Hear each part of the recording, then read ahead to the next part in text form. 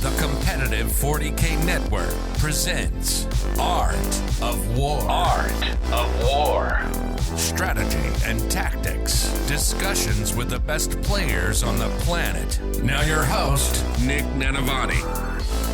Hey everybody, welcome back to another episode of the Art of War podcast. I'm your host, Nick Nanavati, and this week we have another super exciting episode for you because we are interviewing Alec Spatho from California. Alex, how are you doing?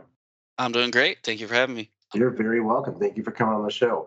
For those of you who don't know, Alex has been an up-and-coming rising star out of the California region and just coming off of his second win at the California Open, this time with the Biosanctic Genestealer Cults. Congratulations, Alex. Thank you. Thank you. And we're going to get to know him. We're going to get to know his army list, how it works, how he is as a player, how he's evolved. Because not only has Alex just won this major tournament with Genestealer Cults, but he's also made the American national team as a new academy member for Team America. So a lot of great stuff coming up out of here. And we're going to learn about how he grew as a Warhammer player, how you can learn from him so you can grow as a Warhammer player. And of course, how this nasty Biosanctic GSC list works. That's just part one of the show. That's free. That's free for everybody. Part two of the show for our patrons, that's where the nitty-gritty good stuff happens. We're going to recount all of Alex's games from the California Cup, all 8 rounds, and some of them were nail-biters, 1-point win type stuff. And we're going to go through play-by-plays, tactics, specific movements, mission stuff, all that goodness, so that you can understand how to play against or with this Genestealer Cult army. Because if you want to know anything about it, it is devastatingly effective. All right, Alex, are you ready? I'm ready. I'm ready. I'm so excited. Alex, tell me a little bit about yourself. How did you get into Warhammer? Yeah, so I got into Warhammer around COVID times, just like I would imagine a lot of people entering the scene now kind of generally did. Me and my roommate, while we were in the depths of the lockdowns, we're just sitting in our apartment and just kind of running out of things to do, trying to keep ourselves busy. And we were always kind of like interested in 40K, like in terms of like the games and like the lore and kind of stuff. And so my roommate actually was the one who's just like, hey, I'm going to go to a Games Workshop store. Like, do you want to come with me and just go check it out? And I was like, sure, that sounds cool. So we went to the local store and the guy was pitching us. He's like, hey guys, like, you know, the new 9th edition is coming out like next month. Like, this is a great time to get into the game. And he showed us the starter boxes, and the starter boxes were the tail end 8th edition ones, which was the Death Guard versus Space Marines ones. So my roommate ended up buying like the $80 No Fear box, which was like 500 points of Space Marines versus Death Guard. And we took it back, put the little models together, and just started playing the games against each other. And I don't know what it was about it, but I just like had a ton of fun. So I went down, bought my own box, and that basically started it from there. I basically played Garage Hammer for the next like year and a half, maybe 2 years. And so about in 2022 or early 2021, or late 2021, my roommate had kind of moved away. My friends who also played 40K were kind of disparate across the state, and I was like, I want to play 40K. Like I have this whole army. I'm like fiending to play it. And my friend before he moved away was like, hey, I checked out this local store called Onboard Gaming, which is the one nearby us. And he's like, it's just like all tables. And there was a bunch of people in there playing 40K. You should check it out. I go to Onboard Gaming one day just because I have nothing else to do. I'm like, I'm going to go check it out. And that day I went in the store. They're like, oh, this is the last day to sign up for this league being run by a couple dudes called Xenos Petting Zoo. And it's the last day to sign up, and it's like $10. Sign up for this league. And I'm like, it's the last day. I might as well. Cool. It sounds like a good way to get games in. So I sign up for this league, and at the time, I think there was maybe 15 people in the league, and Xenos Petting Zoo was like 8 people. And there's, you know, Steven Corrales, you know, one of the OGs, and a couple other guys like Logan Heath and Joel. We're all in this league, and I just like show up to the league with my little scrappy Death Guard. And I actually was like winning games, and they're like, "Hey, dude, like you should like play with us more. Like you should come to our Thursday night fights," which is like a little thing we did, where it's like every Thursday you'd come in for practice games. And so I'm like, oh, "Okay, this is fun," and I just started coming to the Thursday night games, every week, and one thing led to another. That's your team, and now you're crushing their tournaments. That's awesome. So that's kind of crazy. I know you had been up and coming for a while, obviously doing very well recently. I met you about a year ago at the first California Cup, which I believe you also won that one, right? I got second. Oh, you got second. The final game versus Anthony, when his Angron rose from the grave and swept my home objective. And I told him at this next one, it would be me respawning from the grave. Oh my God, you called your shot a year earlier. That's beautiful. So you basically you got into it at COVID times, and then you played Garage Hammer up until like 2022. And then you just like got in a competitive group by going to a local store. And from there, within 2 years, you are like winning major tournaments, qualifying for your national team. And even just showing up from Garage Hammer, you're obviously able to win games with these competitive players. What is your mindset for Warhammer? How are you able to grasp the game so quickly, so deeply, and apply it so effectively?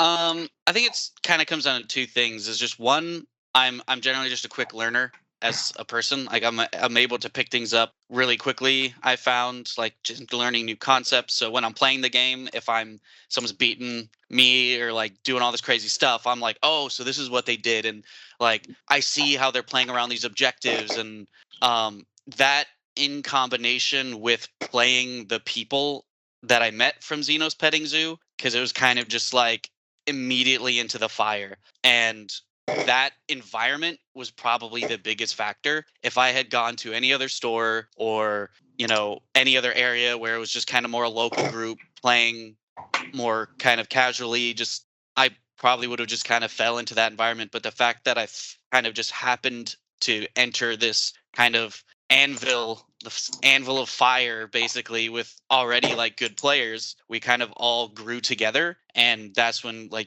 we all started to go like, oh, let's go to these events and push out to here. And like, as we go to more events, we bounce things off each other, and more people come into the group, and new skill comes in, and you play them and learn from them. And it kind of slowly grew and grew and grew. And like people like Jason McKenzie and Kyle Perry and those guys were on Dice Hammer, and we were playing them a lot. And they eventually kind of folded into our group, and that added more. And basically just quality reps into quality people is always going to be good.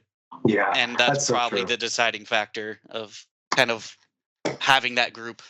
Makes sense. No, I love that, Alex. So it's funny you mentioned these names like Jason McKenzie and Kyle Perry. A lot of them may be unfamiliar to some of our audience, but they are literally names we've had on the show before. These are high quality people. It seems like you found yourself in a really high quality playing environment, like a great group of people to bounce ideas off of, get better, push each other to grow and become better Warhammer players. How did you find this group? I know you mentioned that your friend said we should play here. Was it really that like right place, right time with it all? Because this is stuff people crave. Yeah, I mean that's literally what it was. I showed up to the store and I'm like, hey, how do I find people to play Warhammer 40K? And they're like, oh, we have a store Discord where people can do looking for game, but there's this group of guys at our store called Xenos Petting Zoo who are running a league right now, and it's the last day to sign up for this league. You should sign up for it. That's a great way to get games in. And awesome. I'm like, okay, sure, why not? So I signed up, and that's how I played all these guys. And they were all amazing. I guess the moral of that story is take chances, get out there, put yourself out there, right? I mean, if you're trying to find people, Xenos Petting Zoo is an awesome team to the California region. I know it's expanded more nationally now, but also there are a lot of awesome teams all around the country that are fairly regional. So if you're looking to play more Warhammer, just go out there and do it, I would say. Yeah, and I would say it doesn't. You don't have to necessarily go and look out for some already established group. Very much at the time, XPZ was 8 people. It was the scrappy bunch of bad news bears dudes who,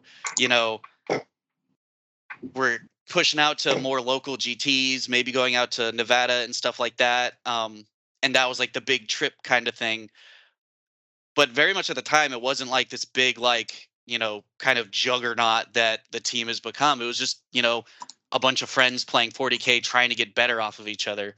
So that's all you really need, is to go out, find people who want to get better and are willing to practice and figure things out. And enjoy that collaboration, the process, and that's all you really need. And over time, it will just grow. Absolutely. And I love that. It's basically it's the real truth to it. The raw essence of how to get into Warhammer, like and how to get better at it. It's just go out there and play it, go out there and just try to find those communities, and the desire to play will make you better. In that vein, I want to go back to like how you got into it. You showed up to your first game with the Xenos petting zoo guys, and you said you like gave them run through money with Death Guard. And then in the entire time I've known you, Alex, you've always been a Dark Angel Space Marine player. And now all of a sudden there's Genestealer Cult taking down major tournaments. What is going on with your faction identity here? So in many of the games I play, I like to play like card games. So I was like big into like Legends of Runeterra, which is like the Riot card game and stuff like that. I have always just been I like new things. So I'm very much like a generalist and like adaptable. So in terms of like play style or faction identity, I tend to just like changing things up, and I'm usually able to play different play styles as needed, as just what I feel like I have the best shot with. So, my first army was Death Guard, which is, every Death Guard slow, plays like Death Guard, you'd imagine Death Guard. I picked up Space Marines because, starter boxes, everyone probably ends up getting Space Marines at some point. And then after Space Marines, I got Eldar, and I was playing Craft Worlds, and I played Harlequins for a bit. Genestealer Cult I just bought because I thought they were cool, and they were super cheap because they were so bad at the time. So I just kind of liked their aesthetic and played them when I felt like their play style was good. And then for a good chunk, I also played Votann in 9th when I kind of enjoyed how they played. So I kind of don't really have a specific faction identity. I just kind of tend to play armies I think are cool.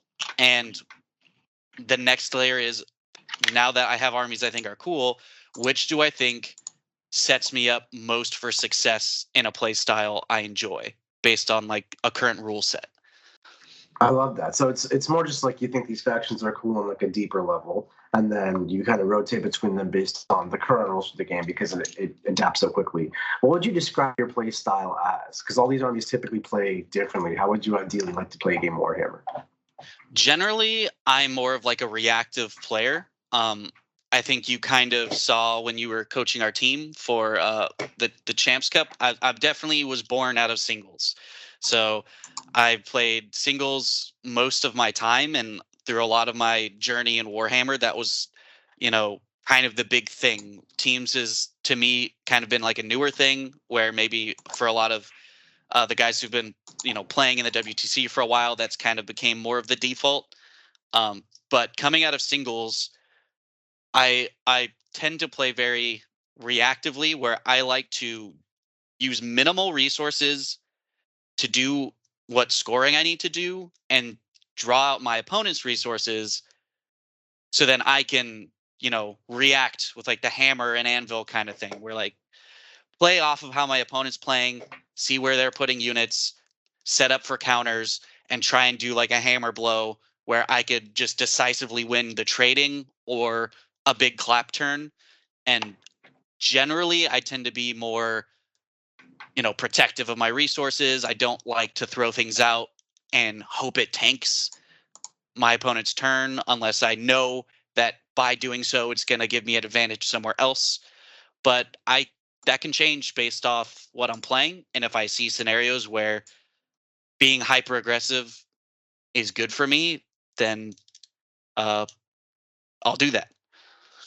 Right, absolutely. And I love how you said you were kind of born from a singles environment. That totally encapsulates your style. And by that, I mean playing for those like really likely to work plays that lead you to winning by just a point or two, instead of trying to really take the whole table, win the game quickly and kind of dangerously like that. I know also you've recently joined Team America, and you've been playing a lot on like Champs Cup and things like that for teams.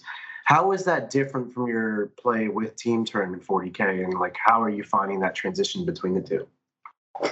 Yeah, I think I kind of had an epiphany in regards to what boils down how kind of teams changes versus singles, and it came down to, you know, kind of through your coaching in Champions Cup and kind of halfway towards the end of Champions Cup, where I kind of got the epiphany when we were breaking down one of Kyle's games. So in one of our games, Kyle was playing Grey Knights, and there was a discussion point on he was winning like a solid win, like a 13 whatever, and he saw an opportunity to make a play with like a 8-inch or 7-inch charge, which could have swung him to like a 20-0 or an 18 whatever. But if it failed, now it takes his 13 to an 8. And I remember, because we were talking about what our differentials ended up being in that game, if his plan failed and his 13 became an 8, we still tie the round. Nothing changes. If it's a successful and that 13 becomes a 20, that could have been the difference between us winning the round.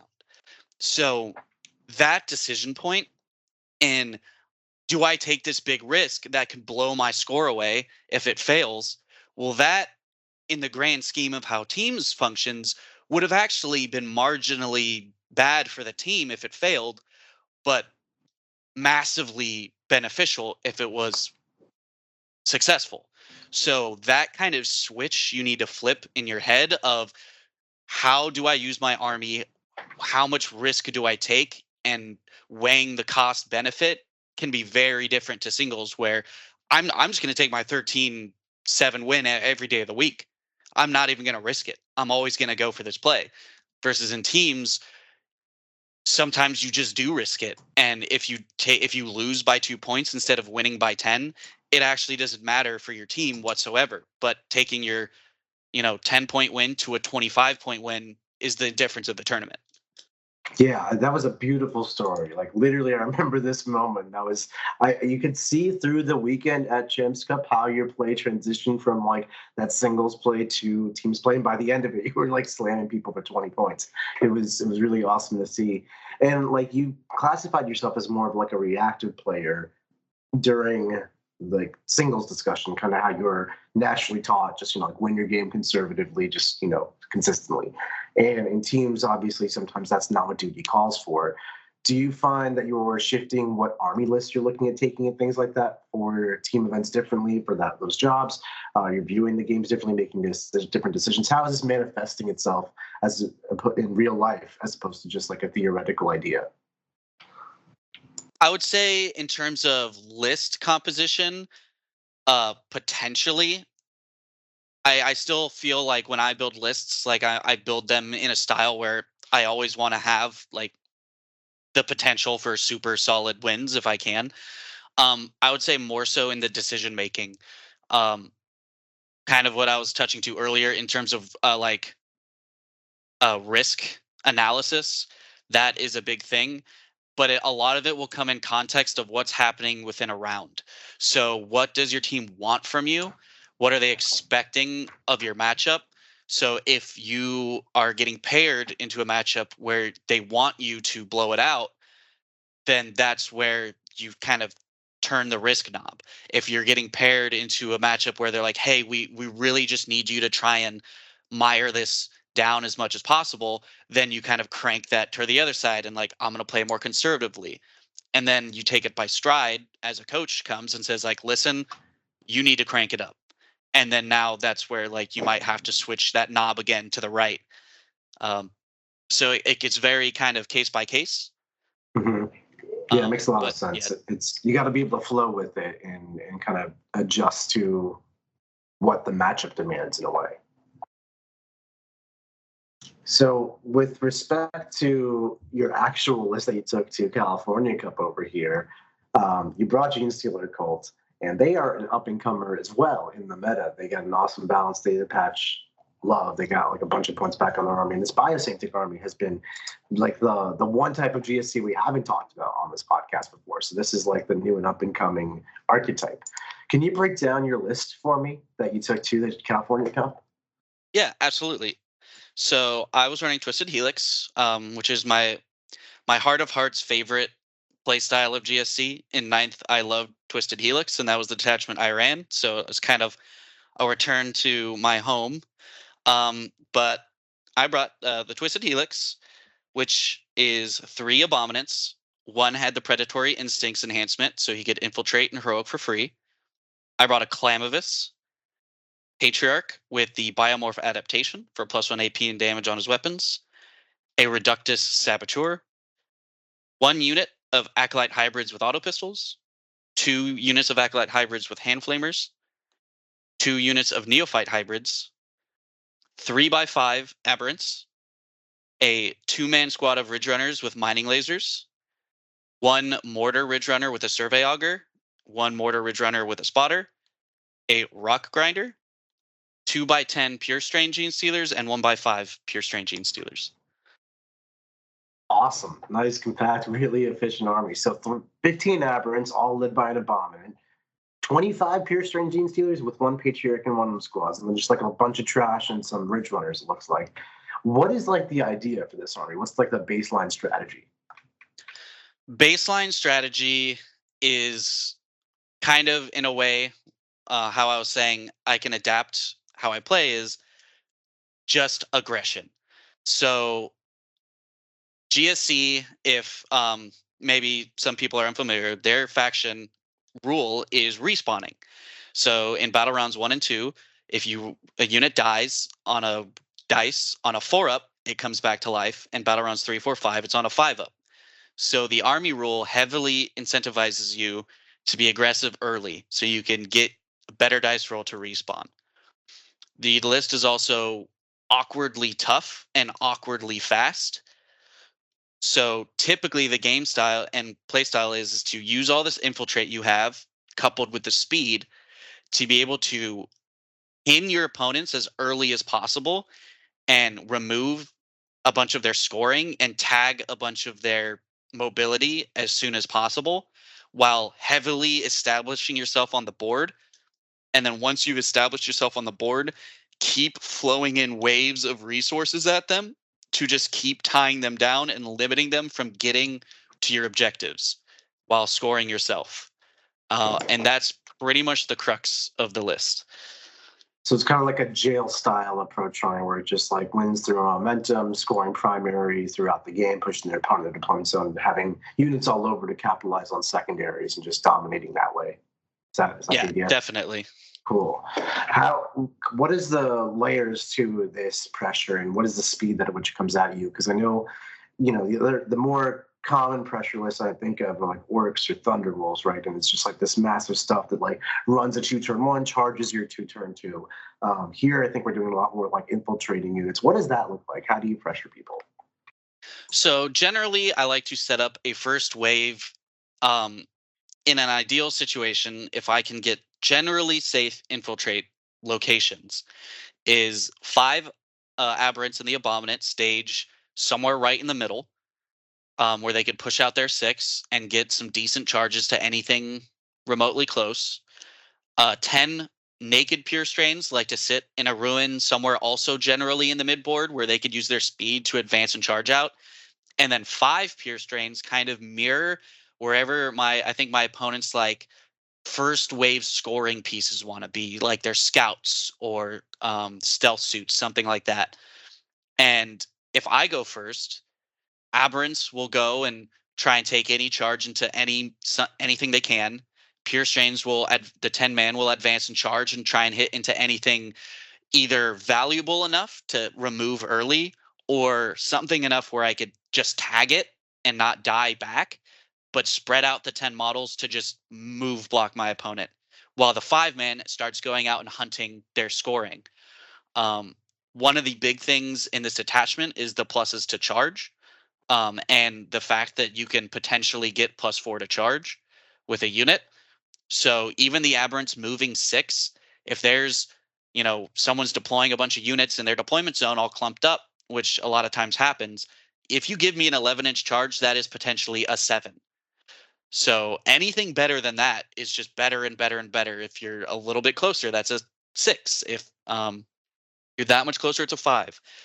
So even if you don't give me the juiciest target, knowing that now that you have 10 pure strains and 5 aberrants and an abominant who comes back to life in your face, while also losing your early game scoring pieces, potentially with the 5-man pure strain,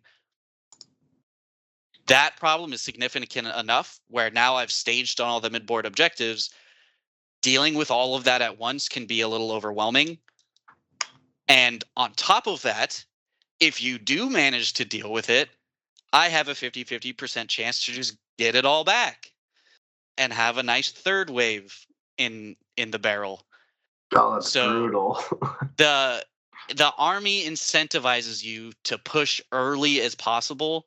So that's what I'll do. Even if I might lose some potential value in like points for points, if I get enough momentum off of just hucking 10 pure strains into a rhino and then having them block the space that you want to take, that's perfectly fine for me, because on a 4-up, I mean, I'll just get them back anyways.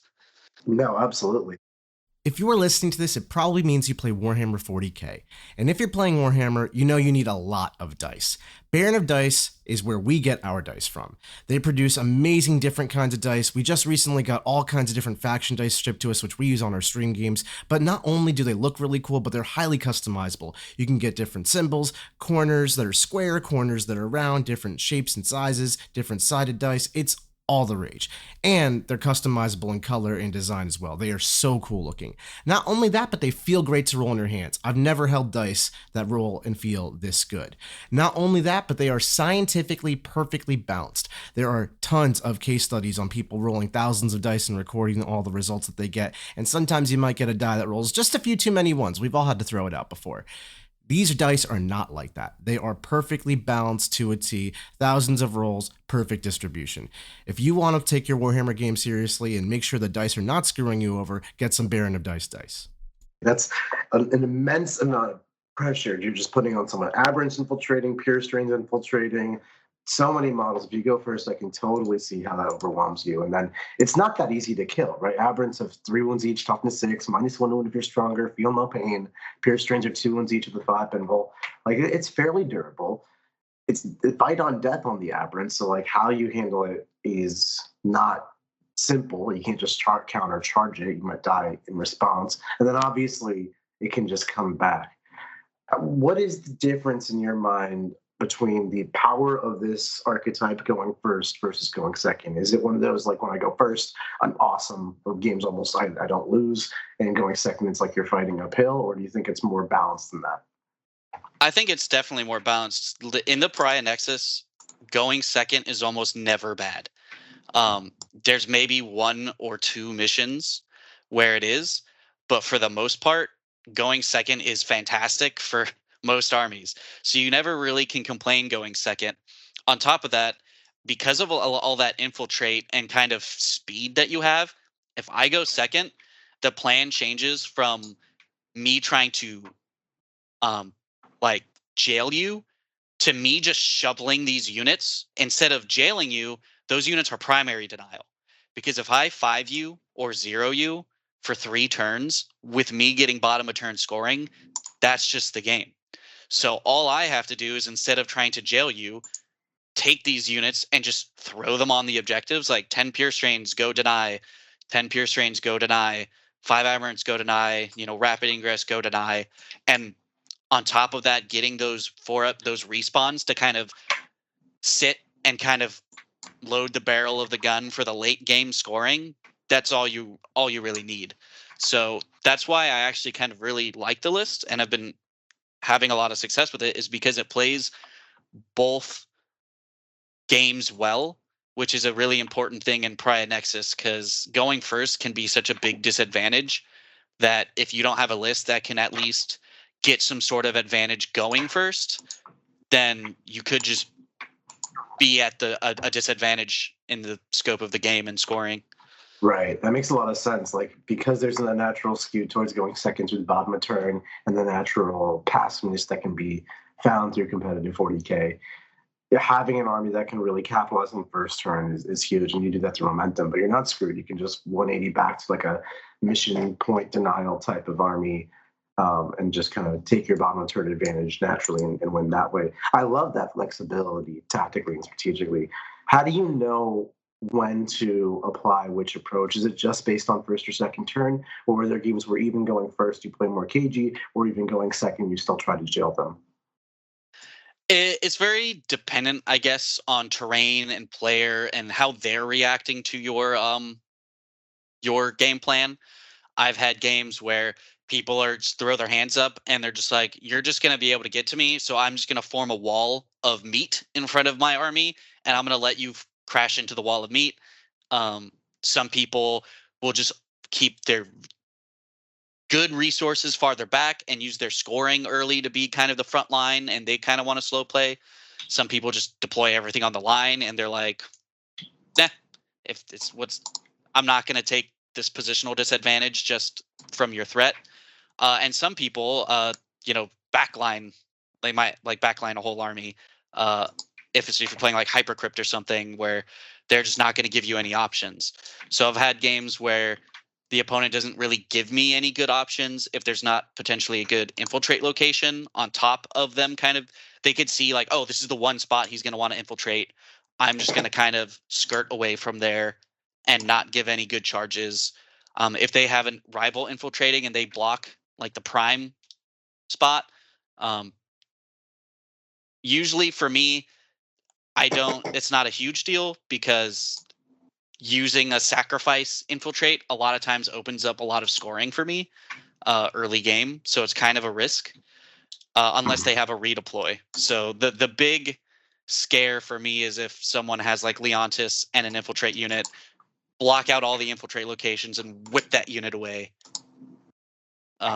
Yeah, so basically like them counter infiltrating you to forcing a distance of like 20, 30 inches between you and the opponent's real army, and then that infiltrating unit redeploys backwards, and then there's like this big gap you have to cover. Yeah.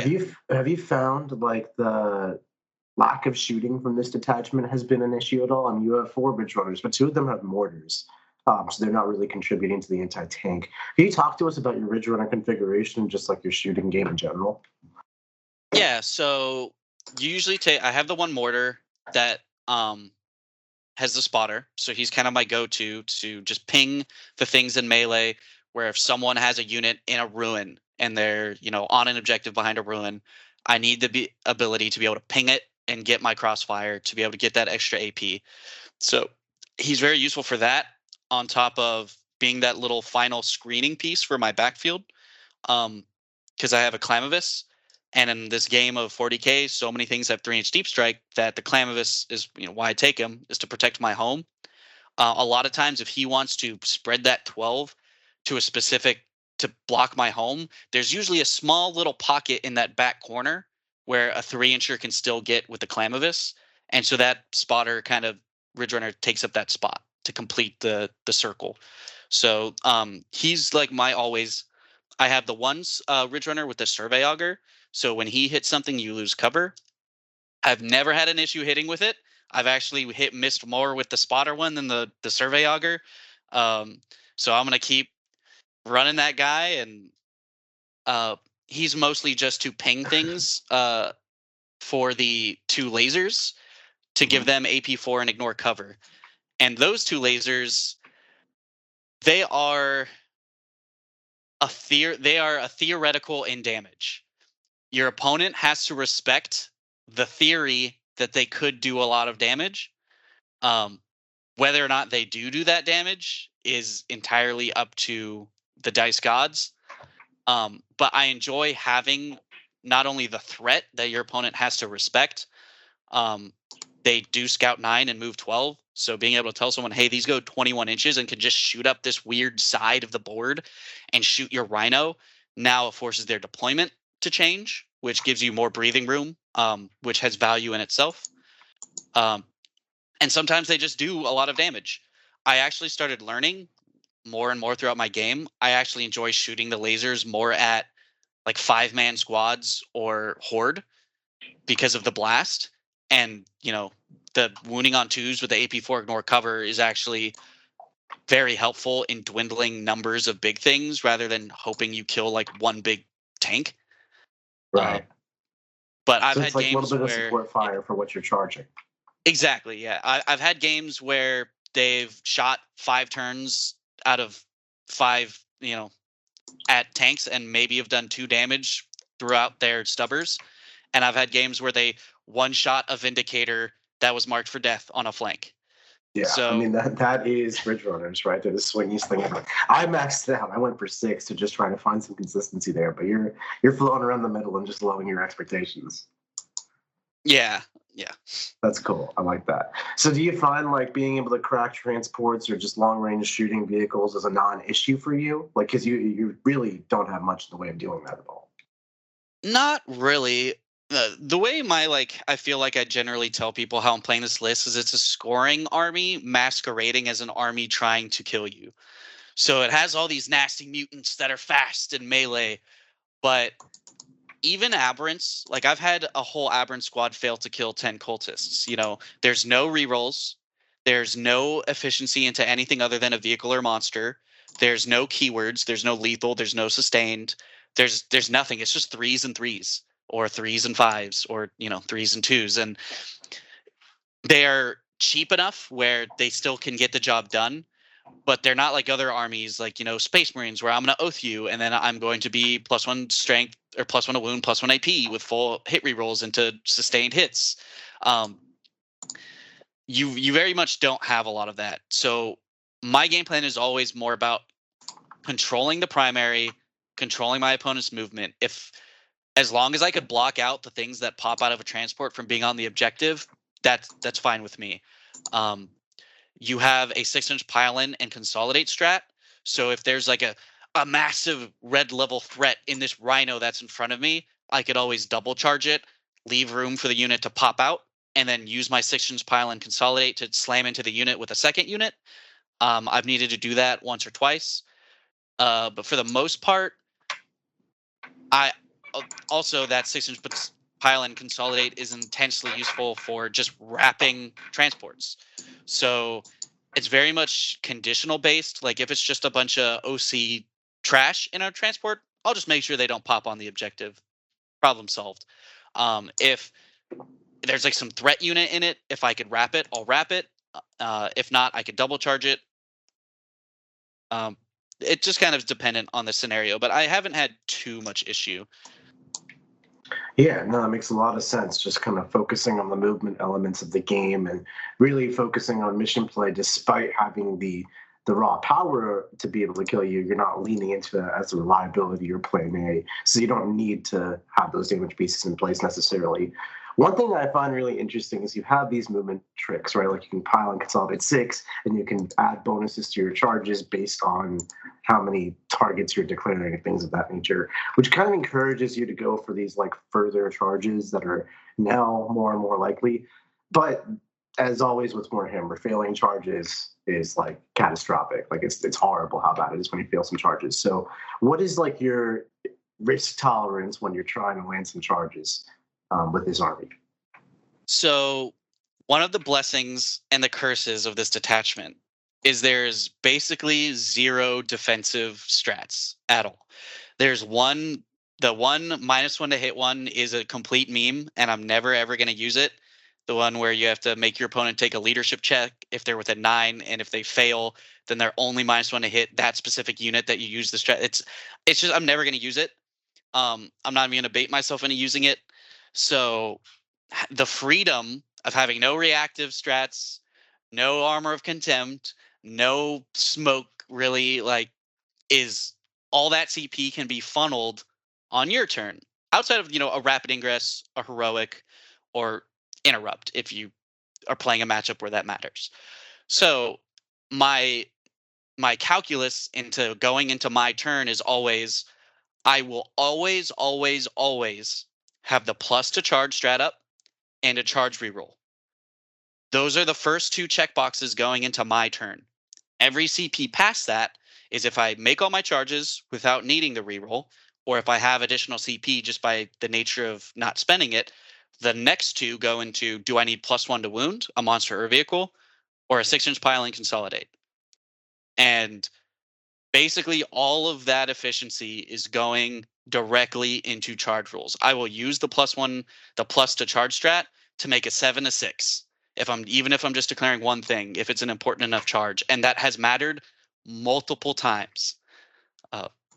I bet. Yeah, that sounds, it's so important. Like, right, failing charges is like necessary for victory. So like you can't be failing those. I love that plan. And appreciate that ties into like your secondary answer for what your CP answer as well. I was going to ask about that, but the last questions I really have for you about like secondaries, right? I know you have all these extraneous units floating around. I assume that they are there for secondary play. How do you like pre-plan your secondaries, if at all? Are you just reactively deep striking and scoring them? Yeah, so a lot of my battle line configuration actually kind of came out of conversations I had with you when I was initially doing Twisted Helix, and you had tested a little bit of Twisted Helix. I was kind of going more into big bricks of melee damage, and I was kind of getting a little awkward in terms of having the resources for scoring. And I remember seeing that you had 2 units in Neophytes and the Autopistol guys, and in kind of our conversation where you start 10 Neophytes with your little back toe touching on your home, aggressively staged towards the middle. Your second Neophytes go to your expansion, and your Autopistols secure the home for the CP farm. That kind of configuration is just default now for how I play.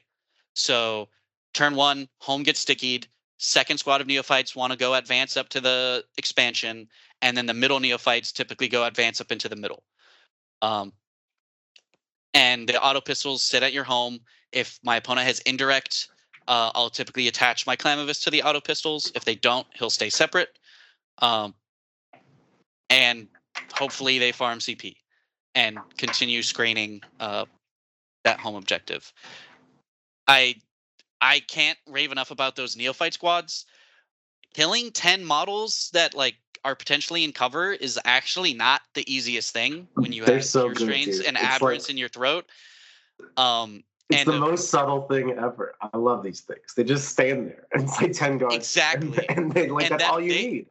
They kind of finish the key to the scoring and pressure of the list. Because when you have all this pressure and you have all this coming at you, you need the Neophytes are the ones on the objectives, which normally is like, okay, I'm just going to go breathe them away with whatever bolters I have. But if those bolters aren't allocating to pure strains, which is typically like the volume is what kills the pure strains, now it's the decision. Do I kill these units that are pressuring me, which might just come back, or do I kill all the stuff sitting on the primary and just let myself keep getting pushed in? And the soul, the amount of times I have to tell people like, oh, there's one Neophyte left, and they're like, okay, well, he has to take a battle shock, right?